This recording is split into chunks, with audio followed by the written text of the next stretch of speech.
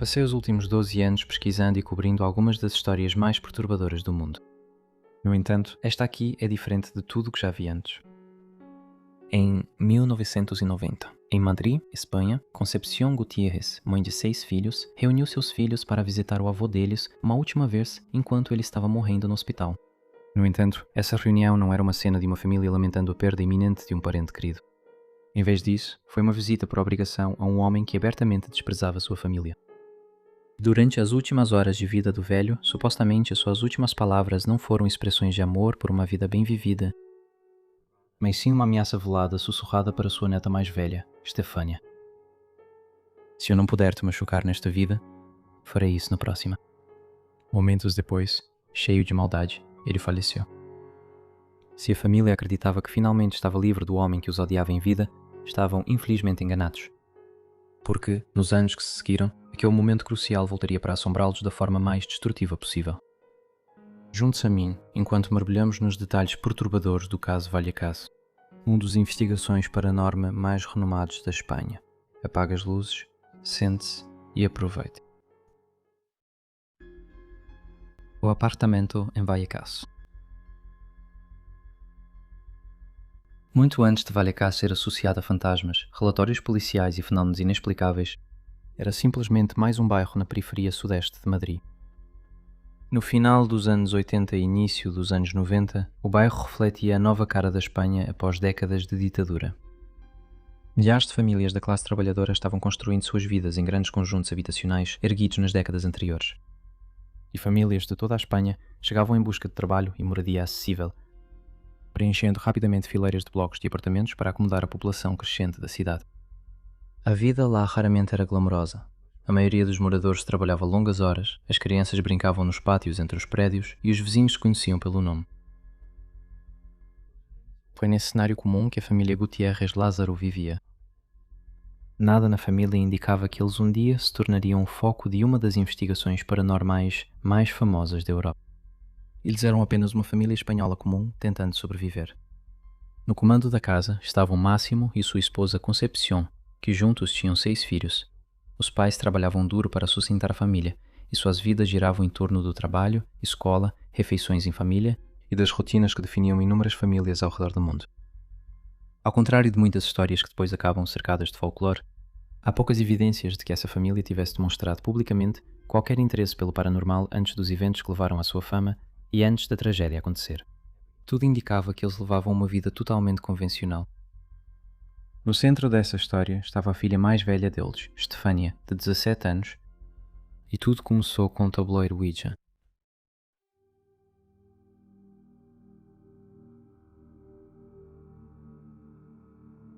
Todo mistério famoso tem um momento que depois se torna seu ponto de origem. É o evento ao qual os investigadores retornam repetidamente, onde a vida comum parece dar lugar a algo extraordinário. No caso Vallecas, esse momento não foi um assassinato, um desaparecimento inexplicável ou a descoberta de um corpo. Foi uma reunião na hora do almoço dentro de uma escola de ensino médio em Madrid, durante o outono de 1990. Stefania e vários de seus colegas se reuniram na escola durante o intervalo. Eles trouxeram com eles um tabuleiro Ouija, ou pelo menos uma versão improvisada. De acordo com vários relatos, a intenção deles era tentar se comunicar com o espírito do namorado de uma das garotas, um jovem que havia falecido recentemente em um acidente de moto. Abalada com a morte dele, a garota esperava que o tabuleiro Ouija lhe proporcionasse uma última conversa. De acordo com aqueles que depois descobriram a sessão espírita, os estudantes posicionaram as mãos sobre o ponteiro e começaram a fazer perguntas. Algumas testemunhas afirmaram que o ponteiro se moveu quase imediatamente. No entanto, algo aconteceu que transformou um simples jogo escolar na base de uma das maiores lendas paranormais da Espanha. Um professor entrou na sala. O professor reconheceu imediatamente o tabuleiro Ouija, ficou alarmado e interrompeu a sessão de forma brusca. Quando ela rapidamente retirou o tabuleiro, ele se quebrou, e testemunhas afirmaram que uma estranha nuvem de fumaça preta saiu dele. Stefania, que estava mais próxima do tabuleiro, inalou a estranha névoa pela boca e pelo nariz. Naquele momento, ela parecia assustada, mas logo se recompôs e voltou às suas aulas normalmente. No entanto, quando voltou para casa depois da escola, ela começou a reclamar de dor de cabeça e de se sentir estranha. Nos meses que se seguiram à sessão do tabuleiro Ouija, Stefania ficou doente. Exatamente qual doença ela teve, como se desenvolveu ou se tinha alguma relação com os acontecimentos na escola ainda não está claro. No entanto, para os investigadores paranormais, o declínio dela representava o primeiro estágio de ligação ou opressão por uma entidade invisível. De acordo com a família dela, ela começou a ter convulsões assustadoras e, em mais de uma ocasião, seu corpo ficou extremamente rígido e seus olhos ficaram brancos. Durante esses episódios, ela também espumava pela boca. Além do tormento físico, Stefania também ouvia vozes assustadoras que pareciam vir de quartos vazios ou diretamente atrás dela. Ela se virava de repente, convencida de que alguém tinha falado, apenas para perceber que estava sozinha. De acordo com sua mãe, Stefania também descreveu ser perseguida por criaturas sombrias que se moviam pelo apartamento. Ela as descreveu não como formas humanas detalhadas, mas como silhuetas sombrias que ficavam em silêncio nas portas antes de desaparecerem. Para a família, que nunca tinha enfrentado nada parecido antes, as experiências foram profundamente perturbadoras. Inicialmente, ninguém acreditava que algo sobrenatural estivesse acontecendo, e como qualquer outra família lidando com doenças inexplicáveis, eles primeiro buscaram explicações comuns. No entanto, apesar dos esforços desesperados de sua mãe e das visitas a vários hospitais e especialistas, nenhum problema biológico pôde ser identificado em Stefania. Embora alguns dos sintomas sugerissem epilepsia, nenhum dos médicos conseguiu fornecer um diagnóstico definitivo. Com o passar das semanas, o comportamento de Stefania ficou cada vez mais preocupante. Ela começou a reclamar que ouvia vozes chamando seu nome. Em uma ocasião, ela supostamente atacou sua família de forma violenta e depois desmaiou, completamente inconsciente de suas ações depois. Os membros da família também notaram que sua voz às vezes mudava e soava anormalmente grave. Um incidente dramático em particular envolveu Stefania sendo arremessada para trás, atravessando um cômodo por uma força invisível, deixando seus familiares assistindo, impotentes. Seus irmãos ficaram com medo de ficar sozinhos com ela, e seus pais lutavam para conciliar os conselhos médicos que recebiam com as experiências perturbadoras que aconteciam em sua própria casa. À medida que as semanas se transformavam em meses, a condição de Stefania continuava a piorar, enquanto os médicos buscavam respostas. Mal sabiam eles que aquilo era apenas o começo.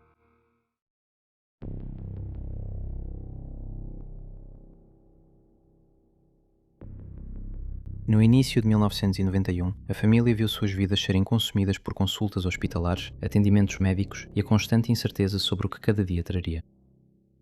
Embora muitos detalhes ainda dependam dos relatos da família, está claro que a saúde de Stefania havia se deteriorado gravemente. Uma de suas irmãs lembrou mais tarde que Stefania às vezes implorava para não ser deixada sozinha, afirmando que alguém ou algo a observava de dentro do apartamento. Durante esse período, outros membros da família também começaram a notar ocorrências estranhas pelo apartamento. As luzes piscavam sem motivo aparente, sons de batidas inexplicáveis ecoavam durante a noite e portas se abriam sozinhas. Tragicamente, Stefania não encontrou solução para seu tormento, que continuou a piorar. No início de agosto de 1991, ela confessou que as figuras sombrias que vinha vendo estavam chamando-a para ir até elas. Em poucos dias, ela entrou em coma e foi levada para o Hospital Gregório Marañón, em Madrid. E na manhã de 14 de agosto de 1991, ela morreu inesperadamente, sem jamais recobrar a consciência. Ela tinha apenas 17 anos de idade. Se a história tivesse terminado ali, o caso Vallecas poderia ter caído no esquecimento, sendo lembrado apenas por parentes e amigos próximos. No entanto, a família afirma que algo mudou dentro do apartamento quase imediatamente após o falecimento de Stefania. Não era mais só ela que estava sendo atormentada.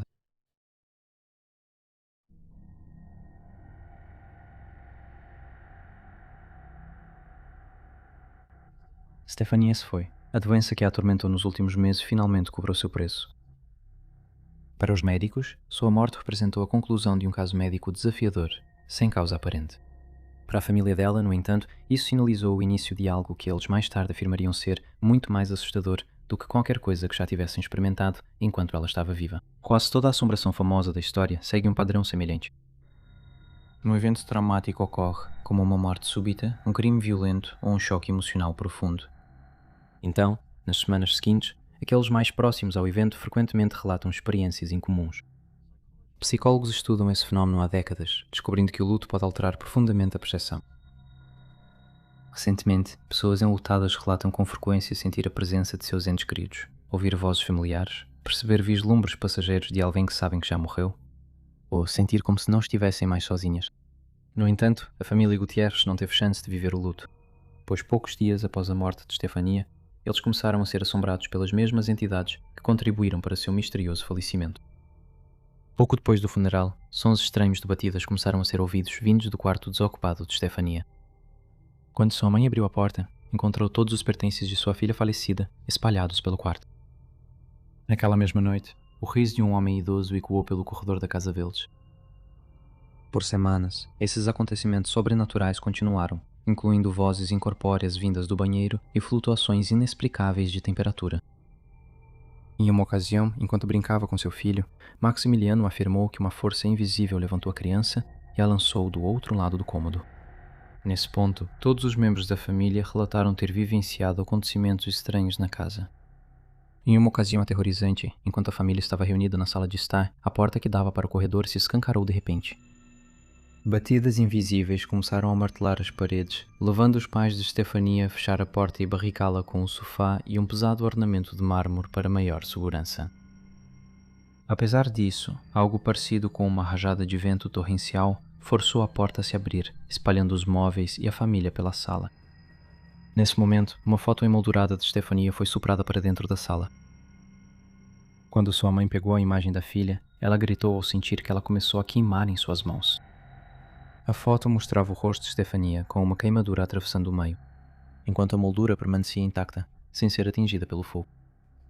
Por muitos meses, uma variedade de atividades paranormais persistiu na casa da família. Portas se abriam e se fechavam violentamente, aparentemente sozinhas. Eletrodomésticos ligavam e desligavam de forma esporádica. A família chegou até a ver figuras fantasmagóricas rastejando ao redor de suas camas e móveis durante a noite. A irmã de Stefania descreveu ter presenciado uma figura sombria grudada no chão, se arrastando em direção a elas. E Concepción lembrou de uma vez em que foi imobilizada em sua cama por uma força invisível que segurou suas mãos e pés. No entanto, apesar dos distúrbios se tornarem ainda mais intensos, neste estágio, o caso Vallecas permanecia quase totalmente desconhecido fora do círculo imediato da família. E os primeiros relatos da família para amigos e vizinhos antecederam qualquer interesse mediático mais amplo. Com a chegada do outono, outro acontecimento teria surgido. A família começou a notar mudanças envolvendo objetos religiosos dentro do apartamento. Um crucifixo teria sido encontrado no chão e quadros religiosos apareciam tortos, apesar de terem sido cuidadosamente alinhados.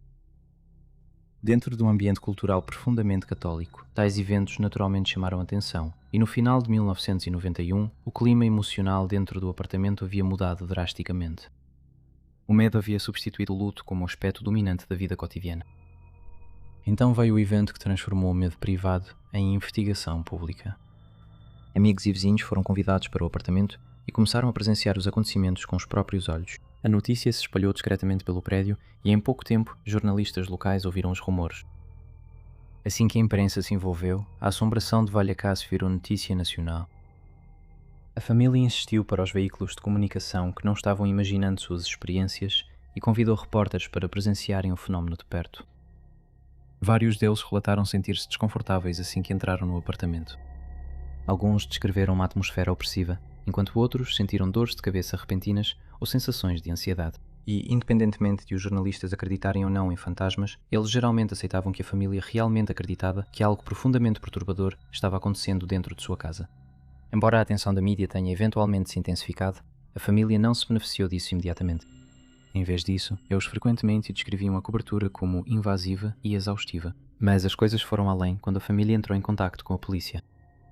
Os policiais que atenderam à ocorrência esperavam lidar com o que achavam que seria uma ocorrência doméstica de rotina. Mas, em vez disso, acabaram envolvidos em um dos episódios mais controversos da história moderna do paranormal.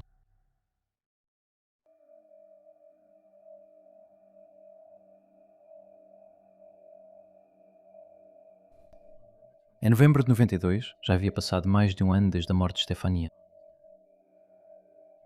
Durante esses meses, a família relatou vários distúrbios e a situação acabou escalando a tal ponto que Máximo chamou a polícia, afirmando que sua casa estava assombrada e que sua família estava em perigo. Inicialmente, a polícia não acreditou em Máximo. Desesperado por ajuda, ele foi passando o telefone freneticamente para os familiares. Em estado de pânico, eles descreveram à polícia como todos os crucifixos da casa foram violentamente virados de cabeça para baixo e depois voltaram à posição normal. Eles também falaram sobre uma figura escura e sombria parada no final do corredor. Preocupado com o sofrimento da família, o policial José Negri decidiu atender ao chamado junto com outros 3 policiais. Às 2 da manhã daquele dia de novembro, os policiais da Polícia Nacional atenderam ao chamado de socorro.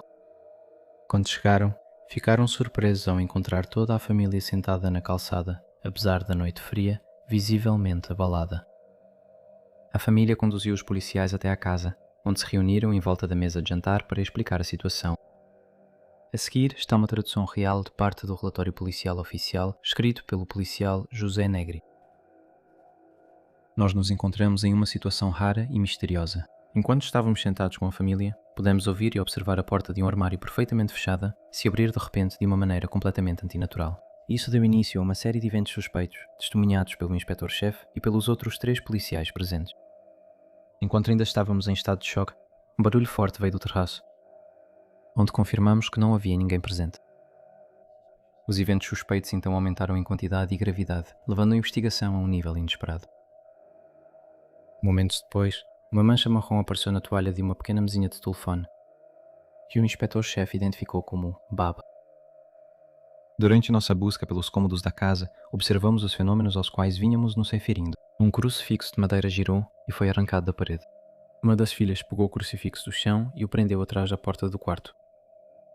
De repente, e de forma estranha, 3 marcas de arranhão apareceram ao lado da cruz. José Negri e seus colegas policiais ficaram perplexos com o que eles chamaram de fenómenos. Incapazes de entender a situação, os policiais, como muitos antes deles, não conseguiram ajudar a família e, por fim, deixaram a casa, arquivando o relatório. No final, a família Gutiérrez nunca encontrou paz em sua casa e, por fim, vendeu o apartamento e se mudou em 1993.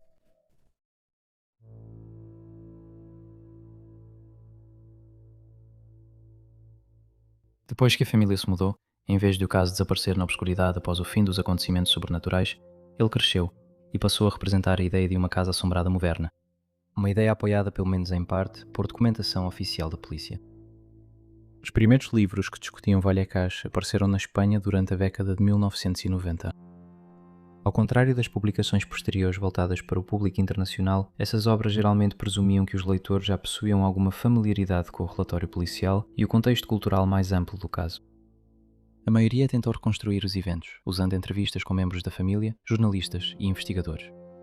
No final dos anos 90 e início dos anos 2000, a programação paranormal ganhou popularidade significativa em toda a Europa, com o caso Vallecas recebendo atenção considerável nessas produções. Em 2006, o conhecido programa espanhol de televisão paranormal Coato Milagro investigou a antiga casa da família. Durante a edição do episódio, a equipa afirmou ter descoberto uma voz misteriosa em uma das entrevistas com os pais de Stefania em sua nova residência. A voz supostamente disse: "Ainda nem começamos." Apesar do caráter assustador dessa mensagem, nenhum outro evento paranormal foi relatado envolvendo a família após a mudança. Mas talvez a publicidade mais significativa relacionada ao caso tenha ocorrido com o lançamento do filme da Netflix, Verónica, em 2017. O filme apresentou o caso Vallecas a milhões de espectadores ao redor do mundo. Por ser inspirado em eventos reais, o filme deixou surpreso o público que não conhecia a investigação original ao revelar que acontecimentos tão horríveis realmente tinham ocorrido.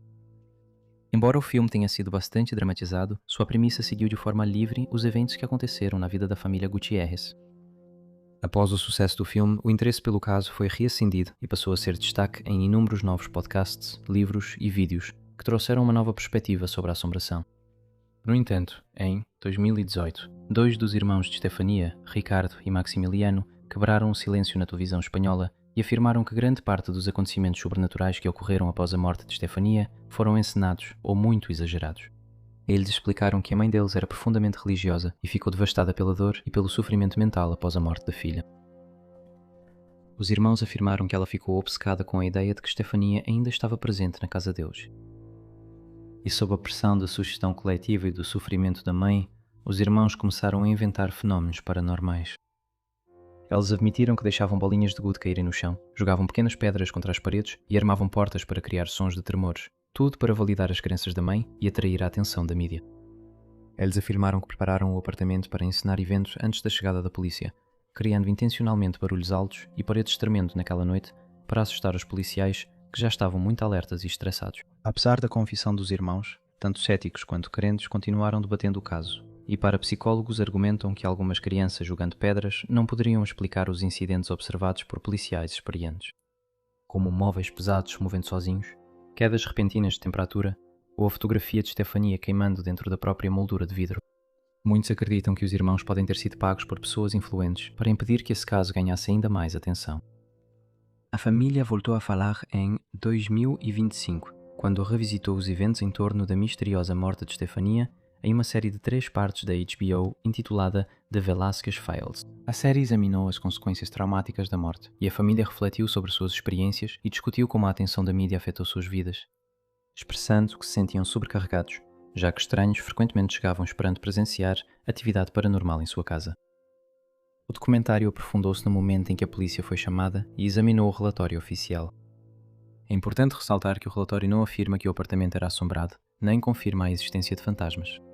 Em vez disso, ele observa que os policiais responderam a relatos de atividade incomum e documentaram observações que acharam difíceis de explicar.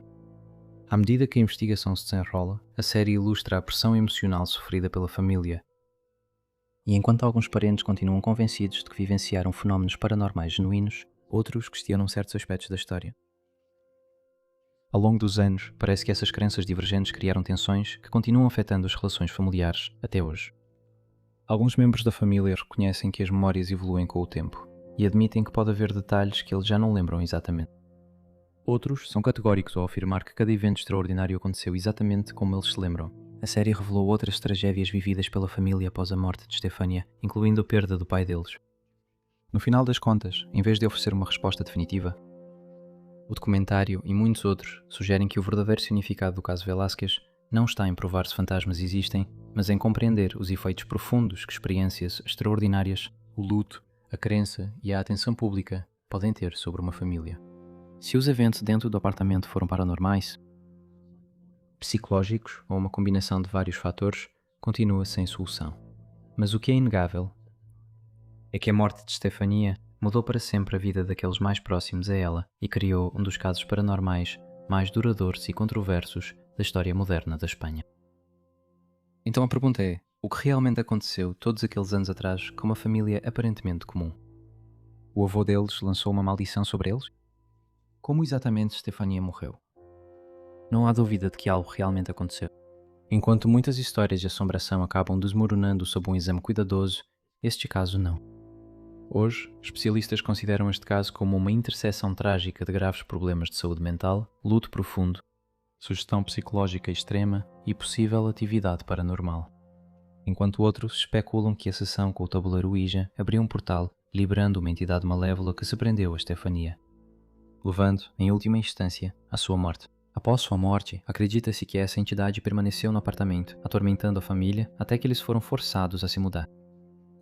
Independentemente da verdade por trás do caso Velasquez, a história perdurou. Não pelo que ela oferece, mas pelas perguntas que levanta sobre a existência de fantasmas e a atividade paranormal que os cerca. Eu adoraria saber o que você pensa sobre isso.